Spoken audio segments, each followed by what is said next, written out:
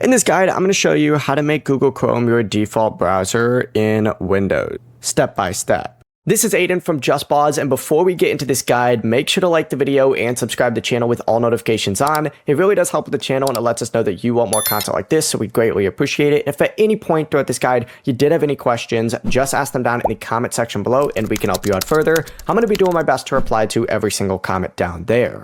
First things first, go ahead and select the Windows search bar and just type in default app. Once you type it in, it's going to redirect you to a page that looks something like this. Just scroll through this list until you find Google Chrome and select it to open it up. And then up at the very top, you're going to see an option that says set as default. So go ahead and select set as default for make Google Chrome your default browser.